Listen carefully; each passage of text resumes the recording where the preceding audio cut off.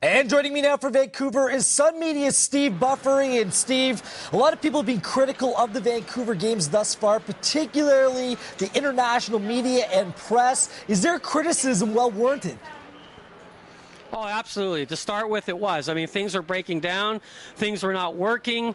And frankly, they were absolutely correct. The only thing that I think was unfair was sort of blaming the organizers for cancellations and things because of the weather. I mean, there's absolutely nothing, of course, they could have done about that. I mean, if there's any blame about the weather, it's got to go to the International Olympic Committee for giving a moderate oceanside city a Winter Olympics. So really, other than the weather, it was justified. But like I said before, I mean, the weather today is spectacular, and it looks like the organizing committee is finding its legs, and things are starting to go a lot smoother. Right, but I don't want to really focus on the weather here, but Cypress Mountain has been a disaster. 28,000 canceled tickets. I mean, this is losing a whole lot of dollars in revenue coming in for these Olympic Games. That's just one situation. The protests are another thing. The situation around the Olympic torture cauldron, whatever you want to call it, the luge track, the long track speed skating, it seems like one after another you can list off things that have gone wrong.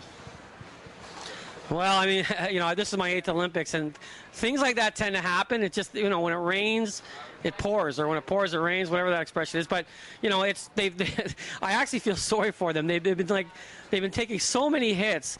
But like I said, I mean, I wouldn't compare these games to Atlanta. I mean, Atlanta was an absolute nightmare, and it got worse as the games progressed, which is unforgivable. These people here absolutely seem to have a good plan, and the last couple of days, things are finally starting to go right.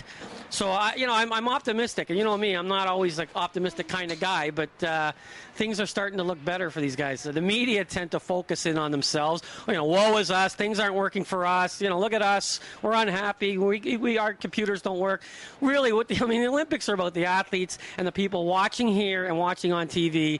And from what I understand, that way things are okay. But, you know, I mean, I have a feeling that, you know, once they get these glitches out of the way, things will get back shocked, which they tend to do. I mean, they tend to go right after. You know, you can plan all you want, but when, like you said, when push comes to shove, you really have to, you know, do it live to get it going. And I think they're finding their legs here. The difference between Patrick Chan and the guys who do quads is he's not comfortable with it. He's just not athletic enough to nail them every time. But he has done them.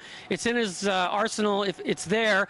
But he's not very comfortable with it. But if he has any chance of getting a medal or anything like that, he has to try it. It's Plushenko's event to lose. Thank you very much, Steve Buffery from Vancouver 2010. Thanks, Gareth.